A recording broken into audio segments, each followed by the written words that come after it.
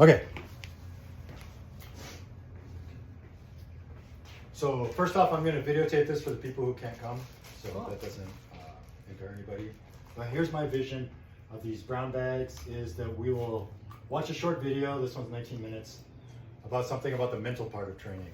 Because you know how they say everything's 90% mental. A lot of what slows people down and stops them is the mental stuff. So I thought we should start spending some time on that, not just constantly physically working ourselves. So we're gonna watch this video briefly, and then I just thought we'd kick around like what resonates to you, what doesn't, what ideas it brings up. So you guys are, I don't have a lecture for you. I just thought we'd all sit around and just say, hey, cool. This is what. So I found this video particularly interesting, and it uses some latest research and stuff. So it's not just opinion or philosophy. All right. Become an academy of ideas supporting member.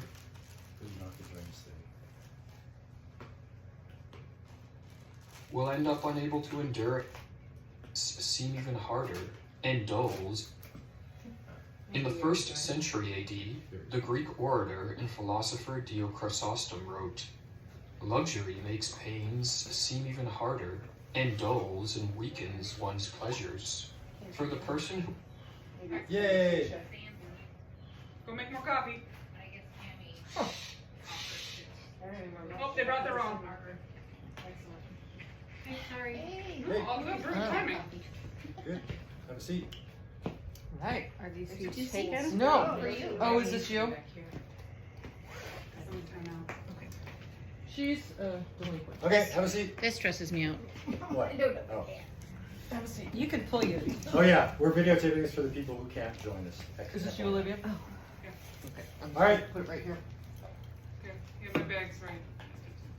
And philosopher Chrysostom wrote, "Luxury makes pains seem even harder, and dulls and weakens one's pleasures.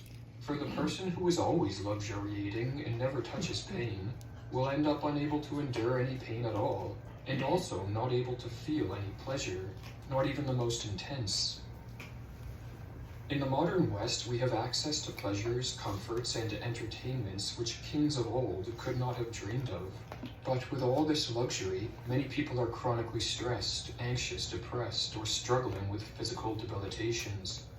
In this video, we explore the intimate connection between pleasure and pain, and examine why too many comforts and pleasures are contributing to modern man's mental and physical malaise. In his book, The Comfort Crisis, Michael Easter writes, "We lack physical struggles. We have too many ways to numb out, like comfort food, cigarettes, alcohol, pills, smartphones, and TV.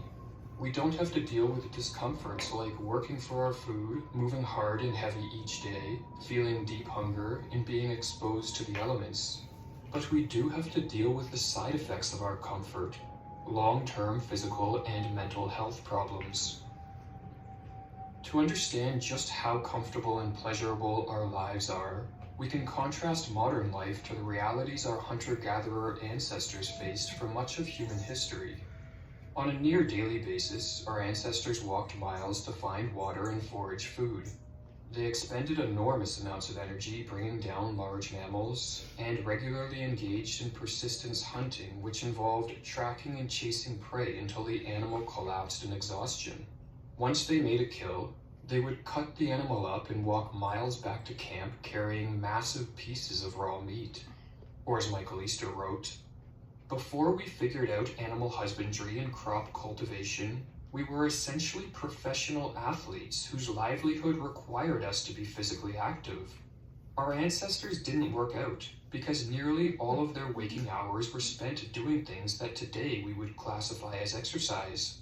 Studies show it was not uncommon for these hunters to run and walk more than 25 miles in a day. The numbers suggest that our forefathers in just 3/4 of a day logged more activity than most of us now do in a week or two, and they basically stayed at this activity level until they died. Along with intense physical activity, our ancestors endured mental stress without the comforting panaceas of technology, drugs, processed foods, alcohol, and entertaining distractions.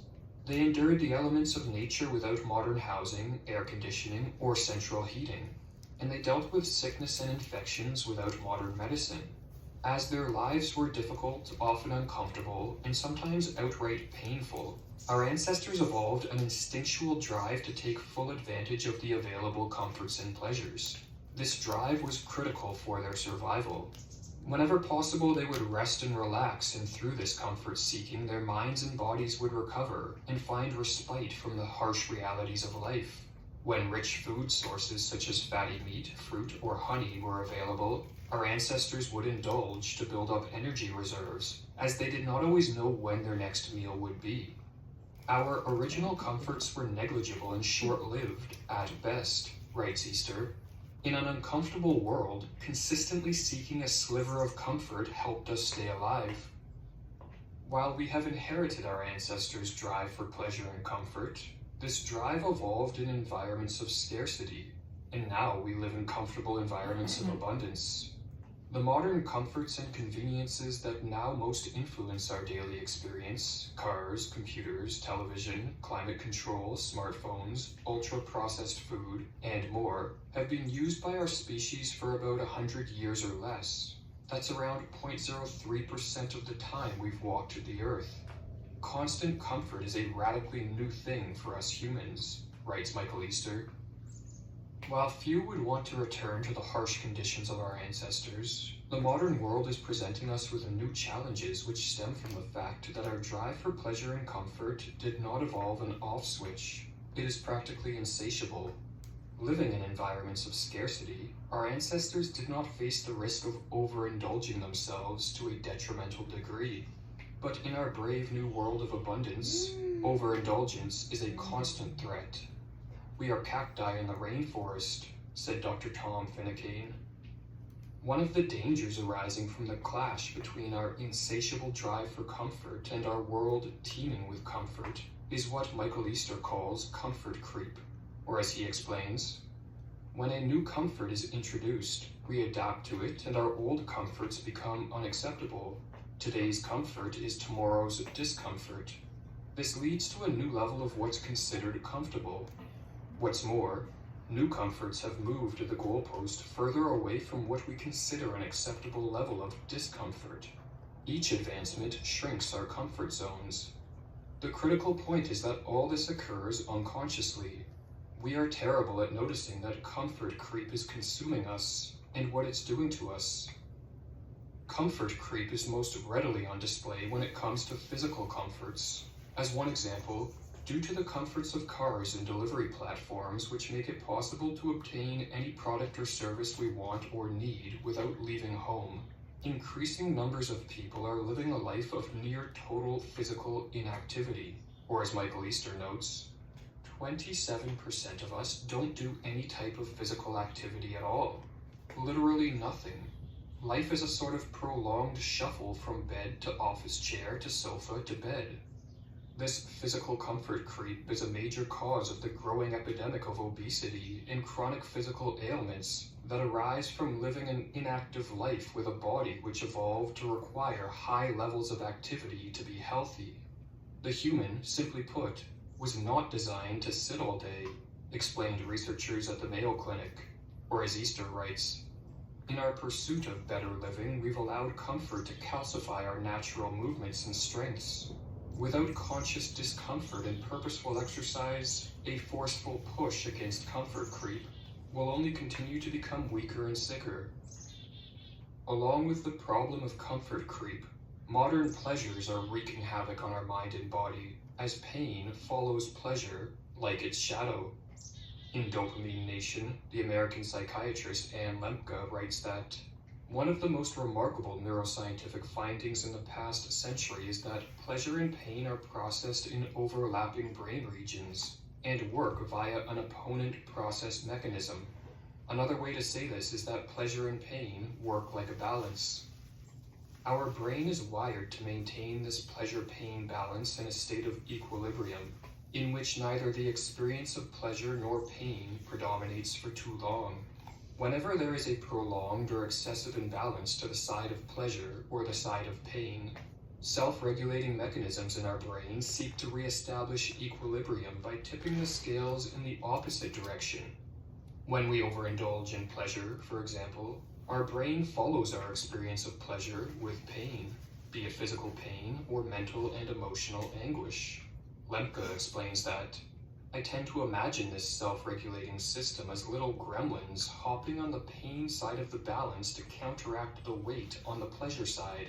The gremlins represent the work of homeostasis, the tendency of any living system to maintain physiologic equilibrium.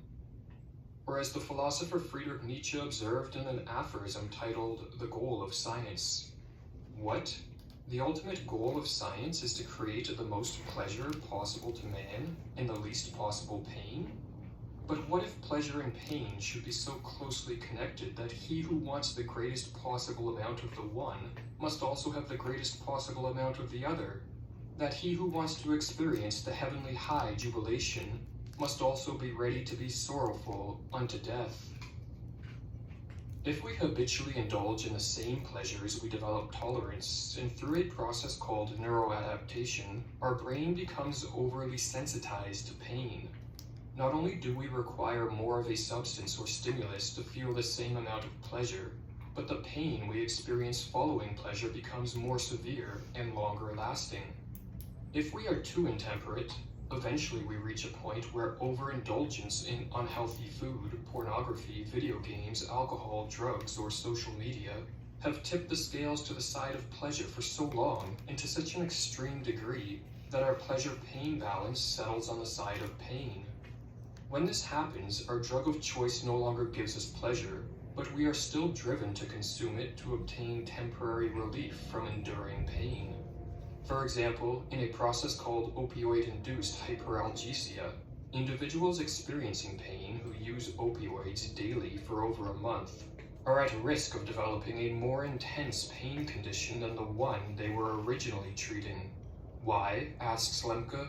Because exposure to opioids causes their brain to reset its pleasure-pain balance to the side of pain. Or as Lemke explains regarding the effects of any pleasurable activity or substance we habitually overindulge in, the paradox is that hedonism, the pursuit of pleasure for its own sake, leads to anhedonia, which is the inability to enjoy pleasure of any kind.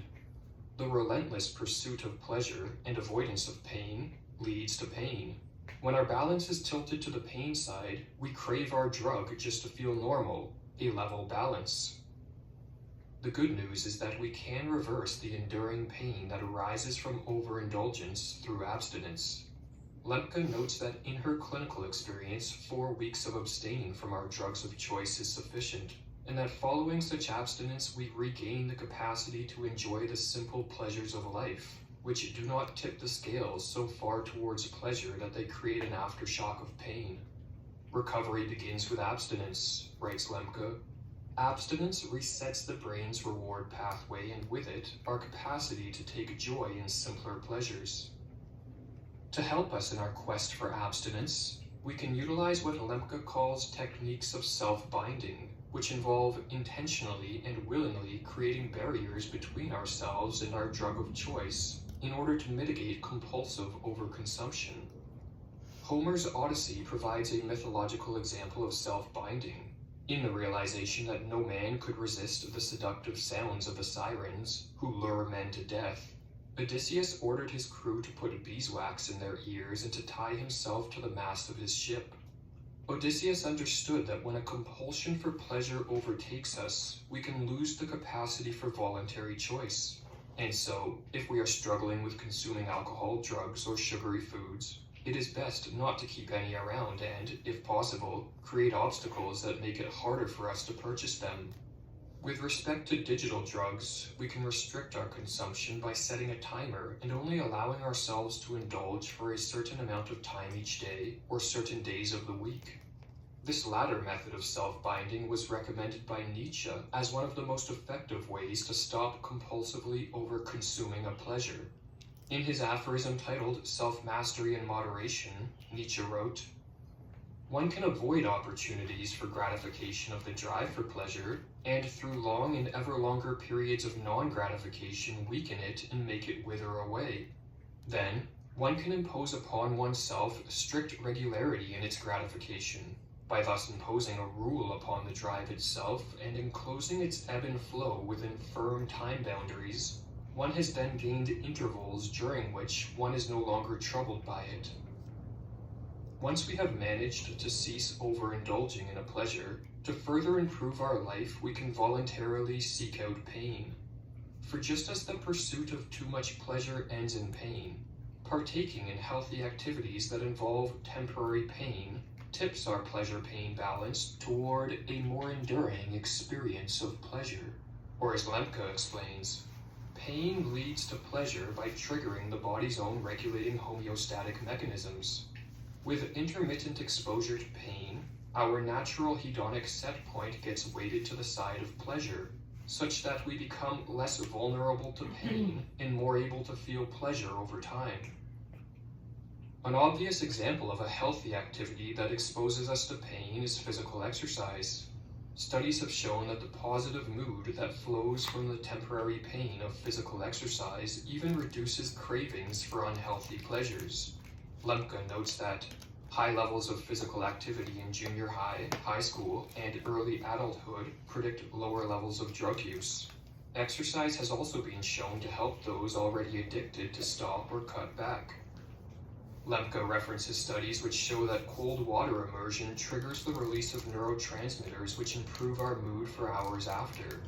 Setting lofty goals and struggling each day to achieve them, or seeking out hard problems that involve mental, emotional, or physical stress, can also temporarily tip the scales towards pain in a way that makes us happier, healthier, and more capable of feeling pleasure.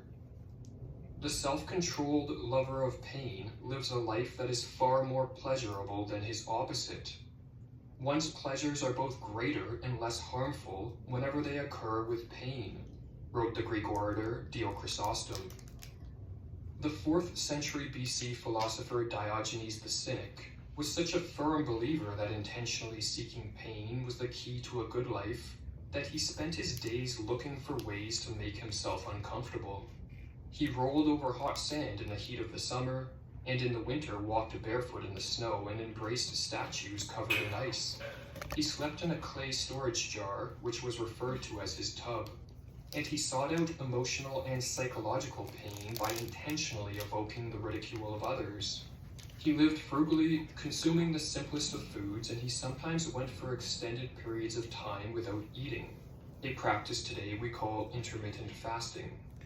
Diogenes is recorded to have said that despising pleasure is the greatest of pleasures, and he claimed that by voluntarily seeking out discomfort he was able to enjoy his tub far more than the Persian ruler Xerxes enjoyed his palace. Many throughout history have labeled Diogenes a madman, but given what we now know about the intimate connection between pleasure and pain, Diogenes was a man far ahead of his times. It is not that I am mad, it is only that my head is different from yours, Diogenes once said. In our world of abundance, in which an unbridled pursuit of pleasure and comfort is crippling minds, weakening bodies, and making increasing numbers of people highly susceptible to pain, we would be wise to follow the example of Diogenes and intentionally make our lives a little more difficult, a little more uncomfortable, a little more painful, so that paradoxically, we maximize our strength, pleasure, and joy. As Nietzsche put it, what we need is a bit of cynicism, a little bit of the tub. Or as the philosopher William Desmond wrote, true pleasure, the cynics often contend, can only be had by scorning it, and by welcoming its opposite, pain. There will always be pain, and so rather than escape it, one should grasp the serpent by the neck, put out the fire with one's tongue, rush into the fray fearlessly, and fearlessly stare down the barking dog. That is, one should welcome pains as inevitable, love them, preparing one for the pleasures of the satisfaction that will come. Ponos, as both pain and labor, becomes the cynic's means for maximizing his pleasure. More paradoxically, pain is the cause of pleasure, and the cynics are a strange breed of ascetic hedonists, or hedonistic ascetics, or, rather, theirs is the hedonism of nature itself. Become an Academy of Ideas supporting member and Whoop. It's good. So I told these guys before we started, I was just filming for the people who can't come. So We may have altered your view for a few moments. that's okay. That's what Fig's good for. Hey, hey.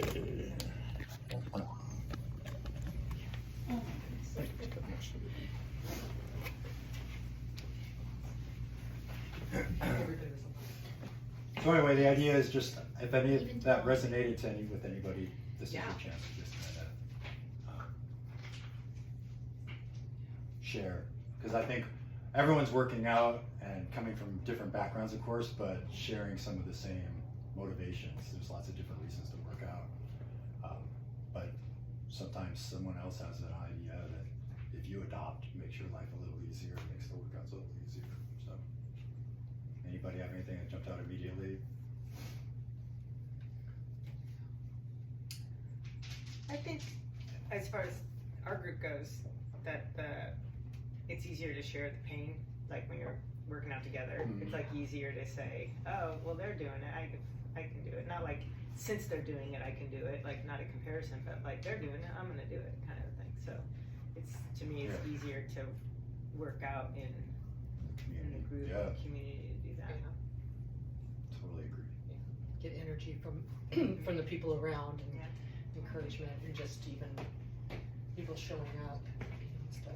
And I know for myself, I know that when we do these type of workouts, especially these Sunday things, the rest of the day just seems I'm just in a better mood and I'm enjoying it more. Like when I go home, I know that the shower that I take, I will enjoy that way more than I did yesterday. And stuff. It's just like from doing that, and I just kind of get more pleasure out of it. And I think that's kind of the point of the video, is where some people would say people who work out are just like beating themselves up for no reason, and trying to get that little high, but there's a physiological thing that happens. That shower is more pleasurable. The conversation's more pleasurable. Everything. I mean, I know last weekend when I was going around, just leaving that park, just walking from that park or whatever, walking to the park and back the next time, I was like, I don't have to stay here for 24 hours. This is amazing.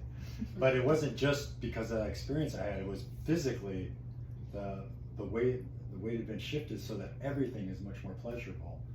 And it resonates with me. You can see these people, once they hunt pleasure, they're just like a drug addict, right? You take heroin the first time, it's like you're in heaven. It's the most amazing thing. So you take it again, it's pretty damn good. But a month later, it's okay, but I feel crappy when I don't have it. And pretty soon, you're just hunting it down all day like those hunter-gatherers, just to break even now. Because the pleasure-pain thing has shifted so far. And that's what it's with everything, whether it's coffee or sex or time with your friends or anything. Food, you keep hunting that, but you're avoiding the pain. That's going to get less and less pleasurable, and everything else is going to get uncomfortable. But you throw a little bit of pain in and you get that balance back. So I really like that whole idea of a scale. And so it's not like you're crazy, you just like pain. It's like, no, you go do these things. Like today we did the Miracle Mile, and for me, days afterwards, anytime I'm like, I gotta go do I'm not burpee broad jumping around. I'm not and doing it's that. physically something's changing my brain. So for that 1 hour, hour and a half that we did that, you get days and days, everything's more pleasurable. So it's good value. I think you can break the pain down too. Like you can think of the whole workout, or you can think of, like, I'm thinking of the Thistle Street stairs, which have become my nemesis this summer. And if I look at the top, it's like, it feels like forever, but if I just like this step, that step, but the more you accomplish, then I guess your comfort level with pain increases. Exactly. Sure, I got And this. I think it teaches you, just like life. Today I was like, go to the next diamond, go to the next line. That's how you have to get through life sometimes. And that's a powerful skill. And we can develop it in a very simple way that we can then use and apply it to something much more complex. Like, I have to get through this problem, or I have to get through whatever it is, this illness. I mean, when I had cancer, it was like, I couldn't think about 8 weeks. That was ridiculous. I'd melt. I was like, okay, I gotta just get to this, or I'm just gonna watch this show and get through this show and see if I don't feel nauseous. And so it's a skill I use and how I practice today, so I'll have it next time too. or living with Holly. I'm sure it's Yeah. moment by moment. This is, this is I just want to make sure he sees this video. So. Yeah. I've sort of been having this interesting relationship with pain, workout pain and like emotional pain, that I'm trying to figure out how that balance is after seeing this. Because, Yeah. I mean, everyone knows I went through, or some of you know, a really traumatic experience a year ago that lasted for about 3 months with my daughter. And it's involved a lot of like PTSD and a lot of just emotional pain and a lot of uncertainty still. And it's like the more I lean into the physical pain, the more it helps that emotional pain, and I can't really figure out why that Well, now you is. know. I think. Well, I don't know. I mean, because this Because sounds your like it's brain- more of a balance. Because I'm just like more pain, you know. It's not really a balance so much as you're somewhere on this sliding scale. And physical and mental pain doesn't matter. Your brain sees it the same. Emotional, physical, spiritual. Pain is pain. And we treat it like this bad word, but it's just part of a spectrum. Pleasure and pain, and you're somewhere on it. And I think your daughter was so much stressful, so much pain, so much everything, and that nothing was pleasurable. So now when you work out, you build that muscle, and then that scale is moving better. So now all those things you're trying to process, you're like, okay, pleasure is more pleasurable the more pain you're in, but it's got to have some sort of balance. You spent 3 months in nothing but pain. Yeah. And so you had no pleasure and it was just hell. But if you can balance that pleasure and pain and work out pain, then you get the dopamine and you're with your community and everything's fun, so it's better. So now your brain says, oh, that's how we deal with pain. And so I think it really does rewire your brain versus someone who's constantly, I mean, think of all that you always hear, all these millionaires are miserable Yeah. and even kill themselves. Yeah. Because we can have every single pleasure in the world, but you don't have the willpower to cause yourself any pain, then you have no pleasure, and you fear pain, and everything becomes pain. There's just no way, it's an unfillable hole. So it's the same thing. If you're always in pain and suffering and you lose all grasp of pleasure, then you have no way to get out of it, no way to balance. But now you're slowly finding that balance where it's like, you can think about your daughter, it's very painful, but you can also think, oh, but I'm much fitter and I've got this community, and so now I can deal with these things. I think too, in my experience, like what your heart and mind can't deal with anymore, it like spills into your body, right? And so you almost have to lean into that pain to process that. It's energy to me, you know. Yeah. Like I can't sort this out with my head. I can't sort this out with my heart, and it's the only other thing I've got is my body for processing this. I think it's the emotional part could be because I think it's easy to say exercise, physical pain, and then so you do something and then it feels so much better and you have the pleasure. Emotional pain, it's like that's a tougher one to say, where's my pleasure from the emotional pain? Yeah, you don't stop. Yeah, and then it there's not feels something. better. It's like, so maybe being in the community and being able to talk through that is clearing up a little bit of the emotional pain and kind of resetting that temperature thing back. Well, I think that I think you're onto something here. The physical is a very simple version. Like you're doing burpees, you stop, and the pain stops.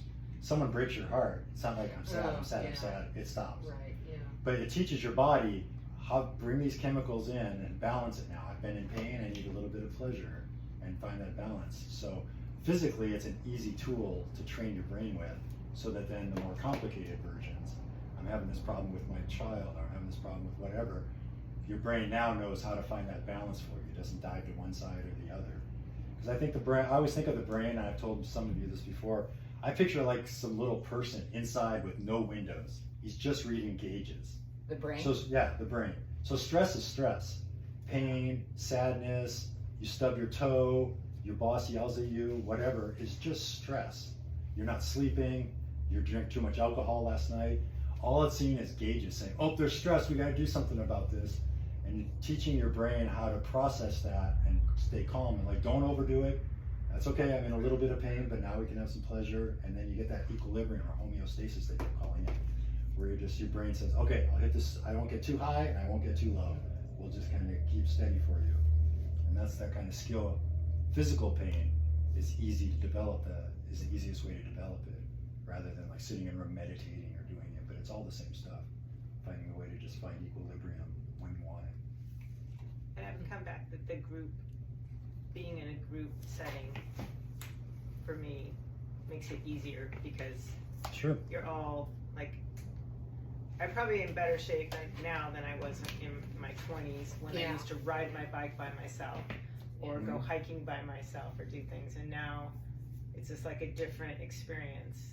I always played team sports, which was helpful because it was never like just a single, you know, it wasn't a track person or anything like that. So I always had a team, so we were always a team. We won together, we lost together kind of a thing. And I feel that's kind of like the same thing like today. None of us lost. We all came in different times and all that and did a different workout, but none of us lost. You know, we were all nobody still there cares. and nobody cares.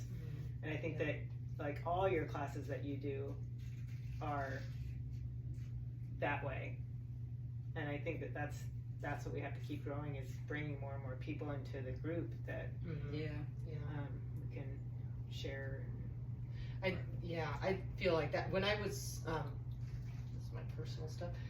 When I was like 30, and I think my youngest daughter was 2 years old, and I was just kind of like, what the hell am I doing? You know, so with these kids, and you know, stuff, I'm just kind of like, you know. You say the same thing when you're 40. And Yeah, and I'm like, I'm still saying that. Like, what the hell am I doing? You know, but I just remember, like, I was taking preschool, and I was doing all the things, you know, that I needed to do, you know, that I thought I needed to do, and, you know, co-op preschool and this and that. But I just was not, you know, I thought, oh, I should be so happy, you know, I've got what I wanted, you know, I've got a husband, I got these kids, and da, da, da. But I realized that what I really missed was kind of like what you're talking about, that camaraderie. And that, I know, because I did a lot of team sports and stuff when I was in you know, younger and stuff, and in school, and I really missed that camaraderie, you know, and stuff, because even, you know, I wasn't outside of the house working or anything. And so then I started playing, there was a gal at one of the preschools that got me to start playing soccer on this adult team, and that just like changed everything for me, you know, just kind of going back and having that camaraderie and that group, and then carrying it over to this now, you know, and stuff. And so I just enjoy that so much, just the camaraderie and the, you know, encouragement and everything that goes along with it and stuff. And I know that it helps me to stay on track and to, you know, feel joy and everything within that. So yeah, it's a lot. I think that's what a lot of especially I think women lose that as they get older, you know, kind of that, I don't know, the camaraderie and kind of team effort and stuff, and they just kind of get stuck doing what we do, you know. I just think exercise, Yeah, it's team sports, our community or whatever. yeah, It just takes me away. It lets my Yes. mind rest. yeah. My Yeah, body's being yeah. exerted, and then Yeah. that feels good. So I don't know where that falls in the. No, I feel that. Yeah. Feel that Yeah. overthinking Part of the piece. balance. Yeah, it's So part of it's the like, whole okay, I gotta focus on this. Right, Get yeah. down that track.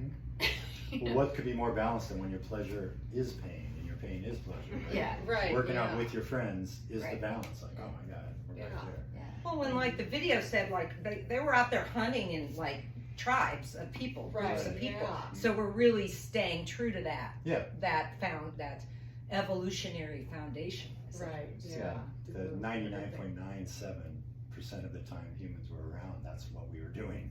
It's that Yeah. 0.03 where everything's changed and you wonder why people are unhappy and your body's rebelling. We were watching a show yesterday about a woman who was super under stress because she was wrongly accused and arrested. And it was interesting because she said she couldn't eat anymore. She was throwing up all the time. Her skin broke out. Her hair started falling out in clumps. And not a single physical thing happened to her, but that's the way her body reacted. Wow. And I think the same thing happens.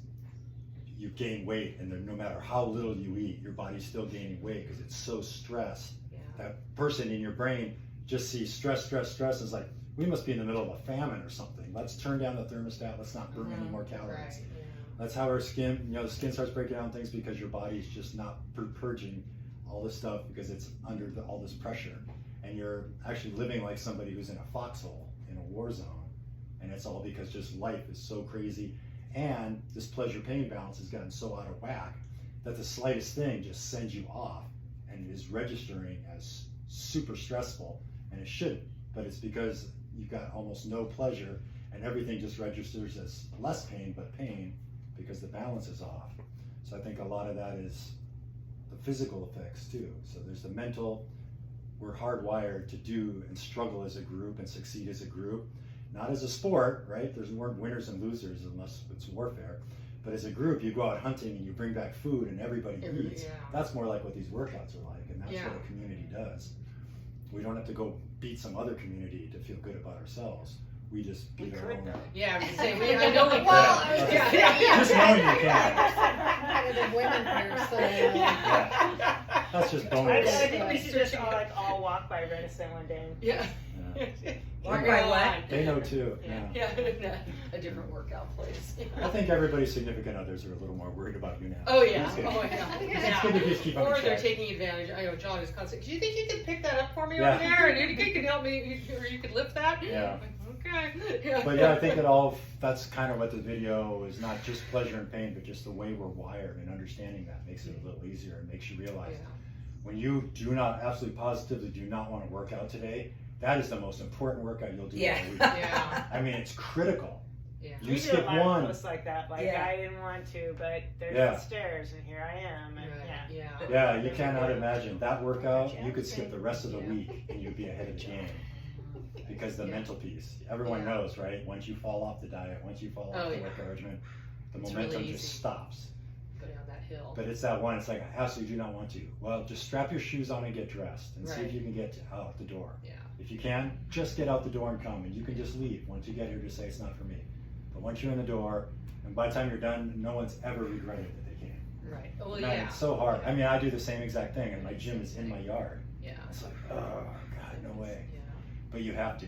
It may not be the workout you plan, but you have to do something, or else you're just backsliding and that scale's tipping. Yeah.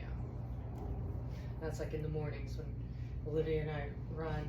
Like Olivia's gonna be over there waiting for me. I gotta Yeah, get my that's where it I gotta get over there Yeah, and having a stuff. So group I is waiting. appreciate that so much. Because everyone feels better with the And I was- group, so you yeah. have to know, even when you don't come to the group, you're not only ripping yourself off, but all that Yeah. energy you're giving someone else, you're taking that from them because you felt like staying home. I mean, if something comes up, obviously that's Right. okay. Yeah. But if it's just like, I'm just not feeling it Us today, Catholics, we you're just not don't helping know. somebody. Yeah.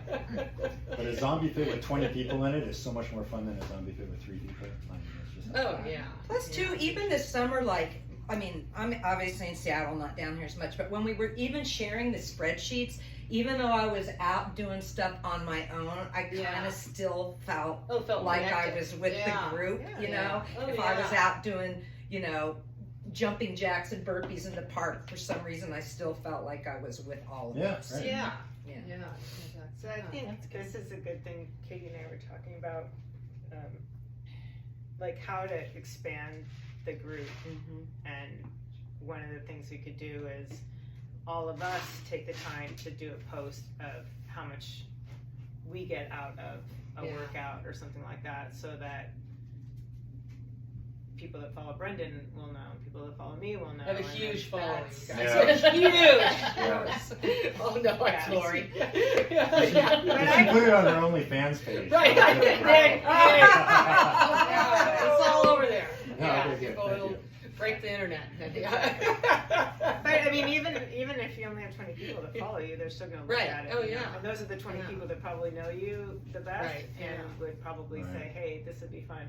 Because I'm still struggling with why, you know, we have 3 or 4 different workout places here in Berrien, and why that instead of this. And so I'm trying to figure Yeah. out, like, if we all love it and we all have fun and we all work out at our own range of Yeah. how many days, how many hours, the intensity, all of these things, what workout we do, it just seems like it can't be that difficult to find like-minded people like that. So Yeah.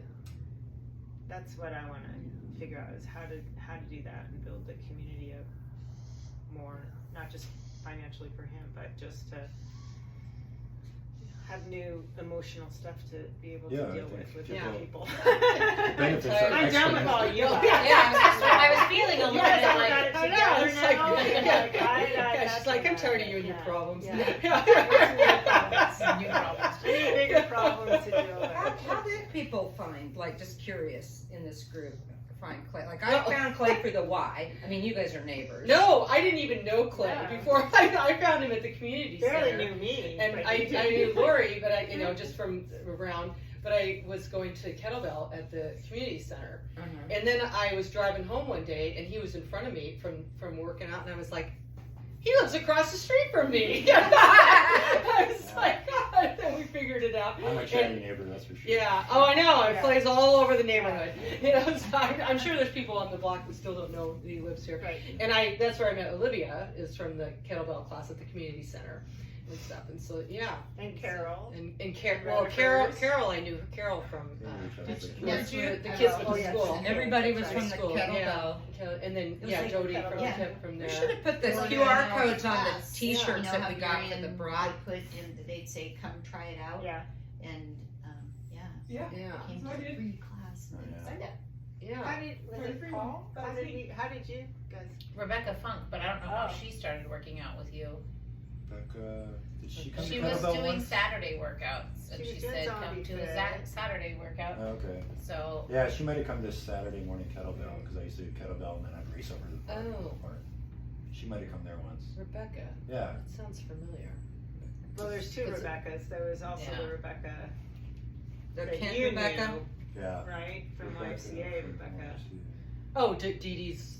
No, that's three Rebeccas. Oh, yeah. so we're full up on Rebecca. Yeah. Yeah. Just like Kim's. Yeah, Kim I D, know. Kim We need no T. more Kims, but we Kim's need. and Yeah, Rebecca's, I know. we are rich. You know, it's funny that though, I think Because we what get the you're best saying ones. though is Yeah. there's, I mean, I think about it a lot recently, especially doing social media, is that, you know, this is such a cool community, so what does it take? Because I think some people are actually hesitant to like go to gyms. They think of like fitness influencers and Oh, stuff. right, And yeah. so it's like, we'll come to like a group of like real people. Not that people in gyms aren't, but I think gyms can have a stigma. But there's people that really want to work out. So how do you tap that? It's basically you're just like hanging my out with your idea homies. is like going to a new gym is stressful. Like even Yeah. for me, I'm not 100% comfortable. I'm fine, but that's stressful enough. And then when you throw in that there's a version that you're meeting at a school, and it sounds kind of. I think it just people get their imaginations go wild, and it just allows them to say, "Nah, I'm just gonna maybe next week." So they don't do anything. So It's that's- not this versus yeah, a gym. yeah. It's just not doing And if anything. they're gonna do there's something, always they'll go gonna to a be that gym. At least it's a scare known form. factor though, because I did the morning thing and I was freaking. I was like, oh my god, I don't know who I'm getting Oh. up Yeah. with. I don't know. Kim's like, come with us. I'm like, Well, we couldn't even see you. So. I know. I don't know any of you guys Sunday. without hats on. Yeah. So Yeah. I mean, it was winter. It was cold. It was dark. It was fine. Yeah. But once you realize that it's just your own Thing. workout, Yeah. but yet everybody else is out there Yeah. safely with you, kind of thing. Then it's. But there's always that thought. Yeah. Like, I okay. don't There's want always, to, yeah, what like, could oh, I don't happen? know who I'm going to be I'll up be against, or embarrassed, what I I'm going to can't be do doing, or yeah. It's too easy. It's gonna be too hard. It's gonna be too. Yeah. Yeah. Well, that's why I think the social media, like you said, just interviewing Yeah. people and let them see you guys are just normal people. I'm just a normal person. I'm just like I'm not some guru. I don't have a six Speak for pack. yourself. I know. I understand exercise. I know how to not get Yeah. hurt. Well, no, you know how to train And that's us. it. And that's. Yeah. I don't even probably look like a trainer, but that's okay. I know what I'm talking about. So we just Right. show them, and once you Yeah. get familiar enough, it's like, okay, I recognize some of these people. Yeah. Well, and two is like meeting people where they are. Like, you know, everybody's at a Right, different yeah. place, but there's like there's space for all of us in this environment. You know. Yeah, that's why I try to advertise. It's safe, it's fun, and there's a lot of variety. So you're not coming here doing one thing. We're just doing stuff. And it's funny. I think. I mean, I think there's a lot of humor here. You know. Well, we'll keep at it. We'll see. Yeah. But yeah, it'd be awesome. The more people, I think everyone's benefits are exponentially. Oh, going up. absolutely. Yeah. We're split up in groups and mix and match and do different things, and you just start to learn people and see people and get inspired by people. And I think visibility will help too. I mean, the more social media, but I like it that we're going to do the trot like in matching T-shirts and. Can I make a suggestion Yeah. for your visibility? Because Kim's like, hey, did you see this picture? Because the boys Yeah. picture, but it was on an email. And she said, did you check your website?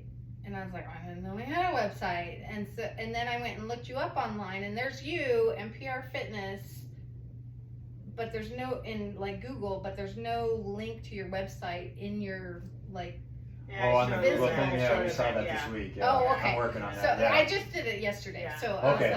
was like, Yeah. Yeah. oh, now I don't know what his Yeah. website is. I can't even get to his Yeah, we know website. that. So We noticed that, and also the the guys I hired are doing that SEO stuff. So also when you look for a gym in Bury, I'll be up higher. up too. higher. Oh, so is the web? Where are they at with the website right now?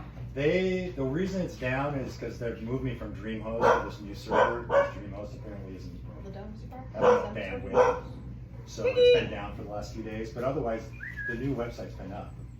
So do you have? I haven't seen the new one. Do you have an about me page where you? Yeah. Okay. Yeah, there's the whole thing. Because you're Once like it's a up- really good writer, I was like, so. why is it fig all over? Yeah, I wrote most of the webpage. Okay. And then they would just put in all this SEO stuff where it's like, best trainer near me in Burien is Clay 5. Because that's what people search, best trainer near me. Yeah. I'm like, this does not read very well. And they're like, that's how you get to the top. I'm Yeah. like, You okay. gotta do that, yeah. So it'd be like, best trainer for youth near me is PR Fitness.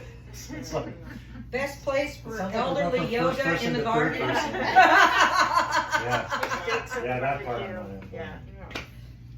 Well, thanks. Cool. Yeah, thanks guys. Thank you, Clay. It's awesome.